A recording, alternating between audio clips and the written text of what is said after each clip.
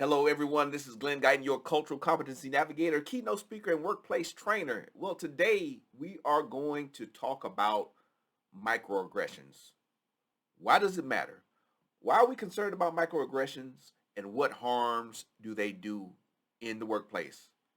Well, let's talk about it.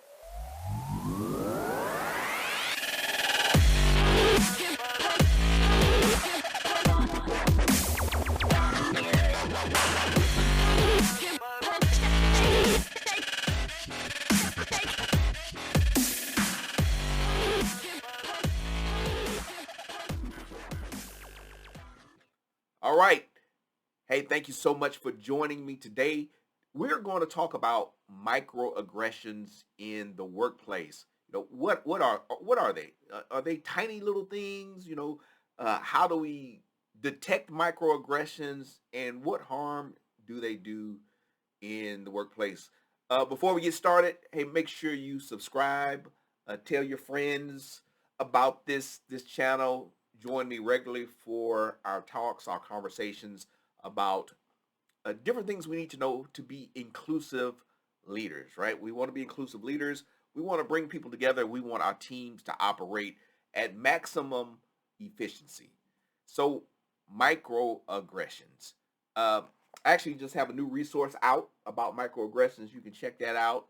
I'll make sure you have the link to that, but you can pick that up on Amazon. It's a great tool for employee resource groups.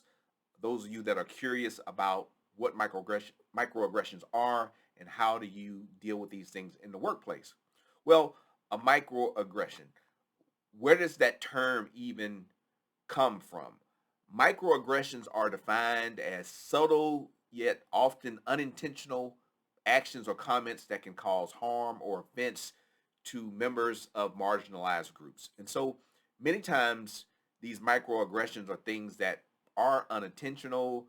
Sometimes people just don't know what to say, and they say something that's inappropriate, or they say something that really diminishes the value of other people. This term microaggression was coined in 1970 by Black psychiatrist Chester M. Pierce, a doctor, to describe subtle disenfranchising dismissals and insults. And these are often what I would call offensive mechanisms towards Black Americans by non-Black people. And so that's where the term came from. People say things that dismiss people, belittle people, and why do people do that? Uh, yeah, sometimes we just don't know what to say, right? And sometimes if you don't know what to say, maybe you shouldn't say anything, or maybe we're trying to be funny. Normally, these things aren't meant to do harm. They're not like overtly racist or overtly sexist toward people, but they do make certain unhealthy assumptions about people. Just imagine you are on a team of engineers, and maybe it's dominated by men, and one of the engineers is a woman, and you say, "Oh wow, I can't believe you can do that." Right? You're really smart for a woman. That's a microaggression. Or you hear a Black person that doesn't use the typical African American vernacular, and you say things like, "Oh, he or she speaks so well." Those are forms of microaggressions, and we need to be mindful of our words and how they can impact people. And so microaggressions come in a number of different forms. It can be bad humor, bad jokes, isolation, when you ignore people or don't invite people to be a part of the crew, right? You thought cliques ended in high school. Well, sadly, they don't. So for my younger viewers, you think once you graduated or college or high school that you get into the real world. Well, high school is the real world, and even 40 and 50-year-old adults sometimes act like they are in high school or middle school. And so, hey, I'm not going to invite them to the party. I'm not going to allow them to be a part of this project. That's a form of a microaggression in the form of isolation. Biased assumptions, again, assuming things because of gender, race, sexual orientation, all of those things are forms of microaggression, or even assuming people won't participate in things because of some religious bias that you may have. Oh, I didn't think that you all did that. Oh, you're a Christian. Oh, you're a Jew. I didn't think you were allowed to do these things. Those are forms of microaggression, and you don't have to say all of that in the workplace. Sometimes you can just say, "Oh, I didn't realize that you would like to join us. Please come along." You don't have to add that little bit of extra, that little extra dig, that little extra form of bias there.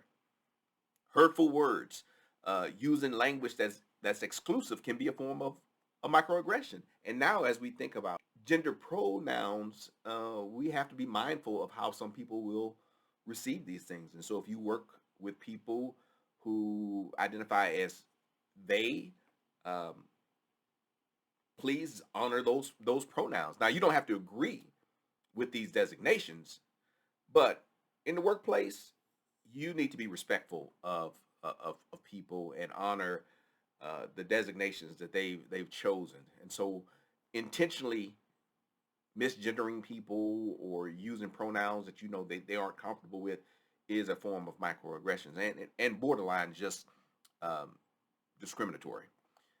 Emotional invalidation, that's a big one, and I think typically this might show up in men because men generally don't express their emotions well. That's not for all men, but some men don't express their uh, emotions well, and many workplaces don't value emotion. They see using emotion as a negative. So, telling someone that they're hysterical or that they're overreacting, that's dismissing emotional. Or you shouldn't be so sensitive about those things. That's a form of a microaggression. So be mindful of those things. So something else we may consider in the workplace as we think about microaggressions are backhanded compliments, right? Backhanded compliments, where we're saying something that seems nice, right? Or seems like we are praising someone, but it really isn't. That's a pretty popular form of microaggression, and people are often amazed that the recipient of that compliment is offended. Imagine you saying something to someone, "Wow, you look so much better than you did last week." Maybe they have a hidden medical condition that you know nothing about. Maybe they're going through some trauma, and you're saying something, maybe not to be mean, but that compliment really is implying that, well, before you looked horrible, you looked terrible. It's supposed to be a compliment, but it comes across as kind of icky. These backhanded compliments, which is really saying that, well, before you weren't that impressive, but oh, now you're impressive for whatever reason. So just be mindful of those things, how we say things, and even the perception of how something that we say we think is innocent, but it could really come across as harmful. Maybe it's commenting on a woman's looks. Oh, looks. Oh, wow, you're so attractive. I would have never thought that you could do this, right? Whether it's, I never thought you would be strong as a woman because you're too pretty, or I never thought you would be smart as a woman because you're too pretty. And it could be a man. I never thought you could have been that sensitive and caring as a man. Those are backhanded compliments. You know, we're saying something good about someone, and then at the same time we are diminishing another aspect of their identity. So just be mindful of that. Ooh, another one that I not that I like, but one of the more popular microaggressions is, I don't see you as, and you can insert whatever you want here. I don't see you as Hispanic. I don't see you as black. I don't see you as Asian. Oh, I don't see you as a woman. You're just like everyone else. Now, this comment may seem like a compliment, but it suggests that the person's identity is something to be overlooked or to be erased, that it's not important. And I've had people tell me that before. I've been a leader in a number of organizations, a high-ranking leader, and people have said, "Hey, I don't even see you as black. I just see you as whatever." I'm like, well, thank you that that my blackness is no longer a hindrance to how you perceive me. I didn't ask you to see me any other way. I like being black. I do. I actually enjoy being black. I didn't ask your opinion on that, but I'm so glad that you are comfortable now, and you don't see me as being black, because that blackness must have been a problem for you. So those are things that are forms of microaggression, and I've heard them these microaggressions long enough to maybe dismiss some of them. But again, I've been in positions of power. Now imagine if I was a subordinate, if I was not in a position of power, how would that make me feel when it comes to my performance, my sense of belonging on the team? And this is really about belonging as we think about microaggression. So again, I encourage you to pick up this resource. I'll put the link in the chat for you, but I have exercises that I think are helpful for you and your employee resource group to go through. Your team members can go through this as a self-guided a study, but microaggressions are something that we need to be mindful of. So what is the harm as we think about microaggressions?